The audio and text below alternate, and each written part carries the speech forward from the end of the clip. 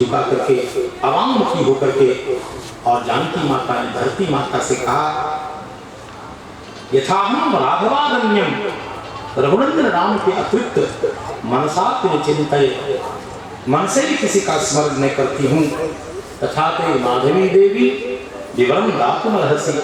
हे माधवी, माधव की प्राण वल्लभा, हे धरती माता, हम यहाँ विवर प्रदान करिए, स्थान प्रदान करिए। मनसा कर्मणा वाचा यथा रामं समर्चये, मन से, वाणी से, कर्म से यदि मैंने जीवन भर अपने प्राणाधार रघुनंदन रामचंद्र जी की समर्चा की है, पूजा की है, तथा में माधवी देवी विवरम दातुमर्हसि। हे माधवी देवी, हमें आप स्थान प्रदान करो।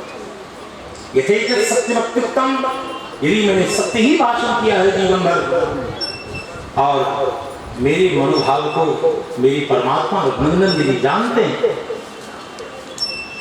मेरी शुद्ध मनोभाव को यदि मेरे पति जानते हैं, तो हे माधवी देवी, हमें आप विवर प्रदान करो, स्थान प्रदान करो। ऐसा पराम्बा ने ज्यों कहा, भगवती ने बस भूतला आई है, भूतला उत्थितम दिव्यम सिंहासनोत्तमम आई विराजी। धरती से एक सुंदर दिव्य सिंहासन प्रकट हुआ और मानो अनेक नाग फणों पर वह सिंहासन आसीन था, दिव्य अलंकरणों से अलंकृत था। भगवती पृथ्वी माता विशाल भुजदंड को उन्नत करके जानकी जी को आलिंगनबद्ध करने के लिए तैयार हो गई।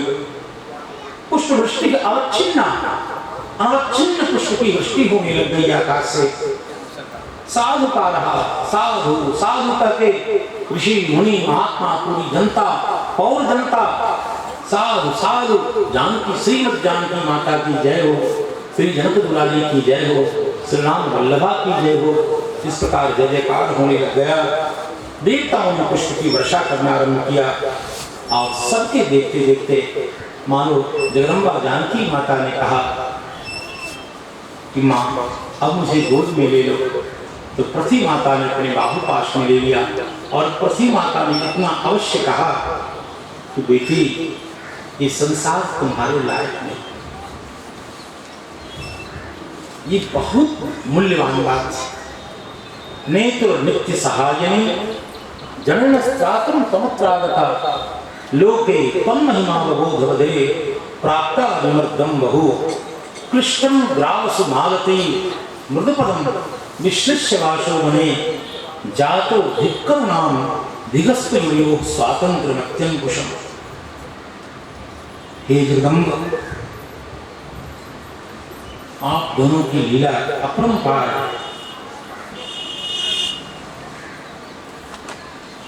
संसार का अत्यंत साधारण जीव कहीं से भी नहीं समझ सकता।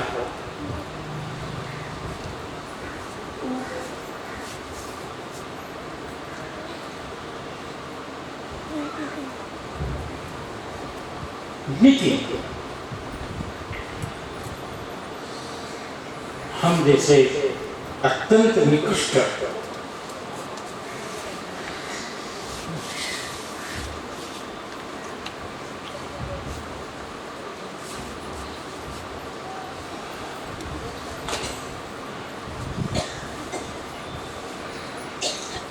प्राणी के लिए आपका चरित्र बहुत कठिन है।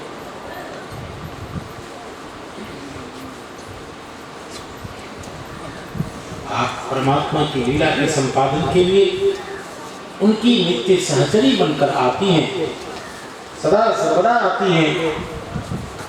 लेकिन माँ, आपकी इस करुणा को संसार का जीव समझ नहीं पाया। लोके तम महिमा बोध बदरे, इस संसार के मूर्ख जीव आपकी करुणा का आदर नहीं कर पाते। इन जीवों ने, इन पापियों ने, इस दुष्कृत में प्राणियों ने आपको कितना कष्ट दिया। इसी के कारण आपको अपने प्राण वल्लभ से अलग होना पड़ा। इन्हीं पापिष्ठ जीवों के कारण, अज्ञानी जीवों के कारण आपको दंडकारण्य के कंठ का भी मार्ग पर चलना पड़ा।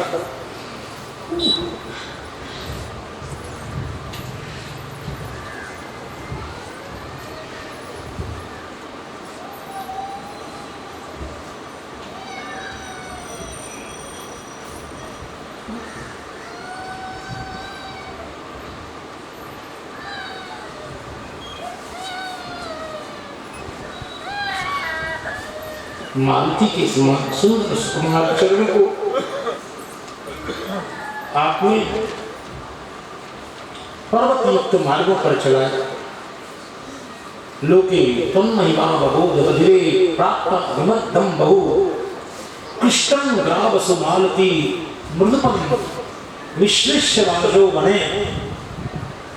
आपको अपने प्राण से अलग होना पड़ा, अग्नि में भी परीक्षित होना पड़ा।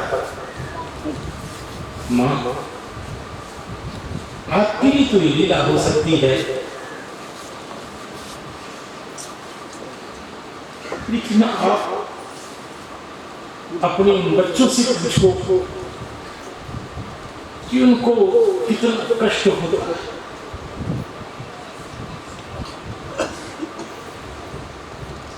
जिनके जीवन में आपका नाम, आपका चरित्र ही सार है, जो आपके चरण कमल के अतिरिक्त किसी को नहीं जानते, उन बालकों को कितना कष्ट होता है। मां, आप तो दोनों पति पत्नी नित्य विहार करते हैं, आप लीला करते हैं, लेकिन भक्तों को बहुत कष्ट होता है। स्वतंत्र है, कौन आपकी लीला में हस्तक्षेप कर सकता है। जातो धिक्कर नाम, आपकी इस दया को धिक्कार है। आपने अपने बालकों के मन को नहीं जाना। मां, जातो धिक्कर नाम धिगस्ते हो स्वातंत्र मत्यंकुशम। दक्षिण भारत के महामनुष्यों ने कहा, श्री सीता जी का चरित्र ही मूल महान है। राम जी का चरित्र दिव्य है, लेकिन जगदम्बा सीता माता का चरित्र अतिशय दिव्य है। वाल्मीकि रामायण की आत्मा श्री सीता माता है। रामायण से जानकी जी का चरित्र निकाल देने पर राम कथा निस्सार है, जीवन रहित है। सबको प्रणाम करके, ऋषि मुनि महात्माओं को प्रणाम करके, अपने प्राणाधार रघुनंदन को प्रणाम करके पराम्बा पाताल में प्रविष्ट हो गई। भगवान वेदव्यास कहते हैं कि ध्यायन्ति रामचरणो विवरम कविवेशः। श्री रामचरण कमल का ध्यान करते हुए जगदम्बा जानकी माता विवर में प्रविष्ट हो गई। उस समय मेरे परमात्मा रघुनंदन हासीते हाँ मिथिलेश वैश्य जयंती जानकी करके भगवान बहुत व्यथित हुए।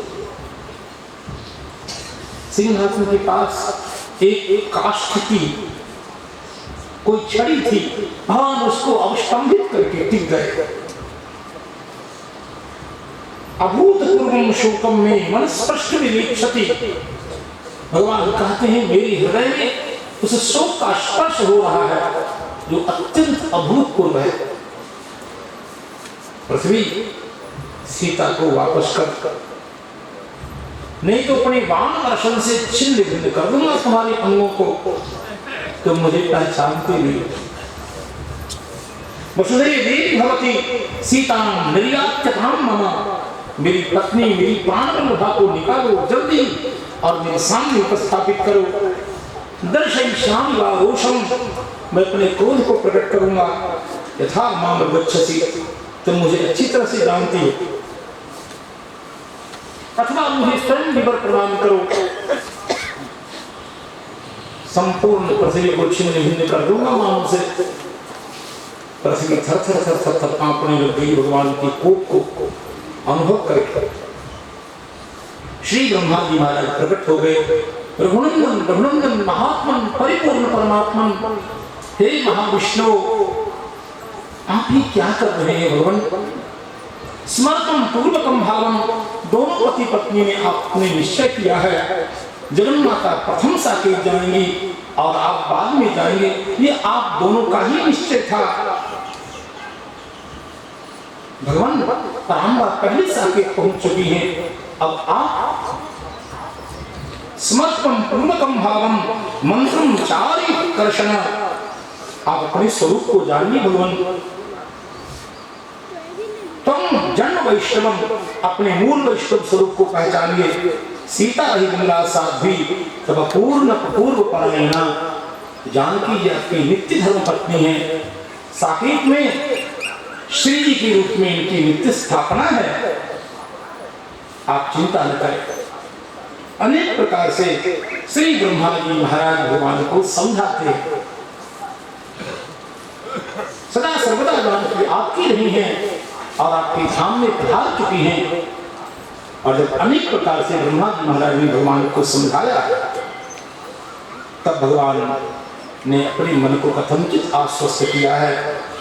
श्री सीता जी के बिना भगवान खोए खोए रहने लग गए, संपूर्ण जगत उनको शून्यवत प्रतीत होने लग गया। अपश्यमानो वैदेही में मन्ये शून्यमिदं जगत। उसके बाद जगदम्बा जानकी माता के प्राणवल्लभ भगवान ने द्वितीय विवाह कभी नहीं किया। न सीतायाः परोपरि भार्यां सर्वनंदनः यज्ञे यज्ञेच पत्न्यर्थं जानकी कांचनी भवत्। जब जब यज्ञ किया भगवान राम ने, तो कांचनी सीता ही प्रकट हुई। उसके बाद भगवान की जितनी माताएं थी, श्री कौशल्या, श्री सुमित्रा, श्री कैकेयी, सब काल धर्म को प्राप्त हो गई, सब पति लोक को प्राप्त हो गई। राम राज्य में प्रकृति सर्वदा अनुकूल रहती थी। काले वृषते पर्जन्यः पृथ्वी शस्यशालिनी देशोऽयं क्षोभरहितः ब्राह्मणाः सन्तु निर्भयाः। बहुत दिनों के बाद पौत्रों का सुख भगवान ने प्राप्त किया। और उसके बाद राम माता कौशल्या जी कालधर्म में प्राप्त हुई हैं। कई देश के राजा युधादित्य महाराज ने एक ब्राह्मण को भेजा, अंगिरस पुत्र गार्ग को भेजा और कहा धुरंधर रामचंद्र जी से निवेदन किया जाए कि कुछ गंधर्व, 3 करोड़ गंधर्व हमें परेशान करते हैं। भगवान राम ने भरत जी को भेजा, भरत जी आप जाइए जरा गंधर्वों को संभालिए।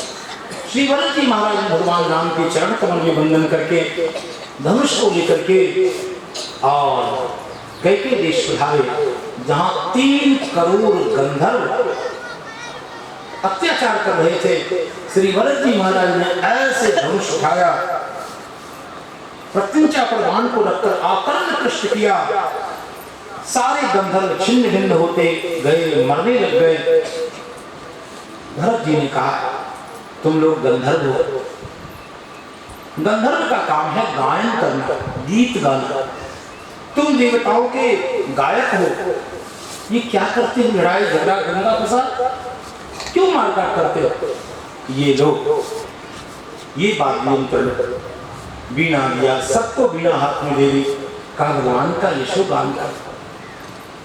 और भरत जी महाराज ने सबको साधु सज्जन बना दिया गंधर्वों को, और जो नहीं माने उनको निग्रहित किया।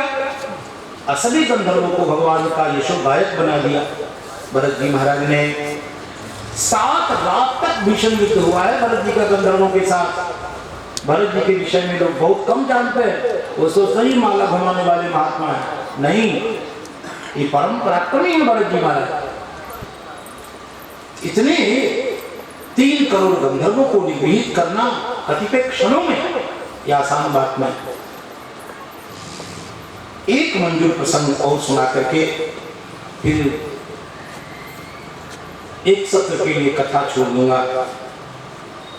और वो प्रसंग क्या है? इस प्रसंग को बहुत कम लोग जानते हैं, मानस में तो है ही नहीं, लेकिन ऐसे ही बहुत कम लोग जानते हैं। लक्ष्मण जी महाराज सशरीर साकेत कैसे गए, इस प्रसंग को सुना करके फिर वाणी को विराम दिया। एक बार एक तापस तपस्वी काल, जो मूल रूप से काल है, तपस्वी का रूप धारण करके उपस्थित हुआ अयोध्या में और लक्ष्मण जी महाराज से कहता है मैं प्रभु का दर्शन करना चाहता हूं। लक्ष्मण जी ने कहा मैं भगवान से पूछ लेता हूं, आज्ञा ले लेता हूं। भगवान रघुनंदन ने कहा भेजो। और वह तापस भगवान के सामने आया। प्रभु ने उसका कुशल क्षेम पूछा, क्यों आए हो पूछा। उस तापस ने कहा रघुनंदन रामचंद्र, हम आपसे कुछ बात करना चाहते हैं, लेकिन हम चाहते हैं कि हमारे आपके बीच में जो बात हो कोई तीसरा व्यक्ति उसको न सुने और न कोई वो समय आवे। आप वचन दीजिए, यदि मध्य में कोई आ गया तो आप अपने हाथ से उसको प्राण दंड देंगे, काटेंगे, मारेंगे। भगवान ने कहा लक्ष्मण तुम द्वार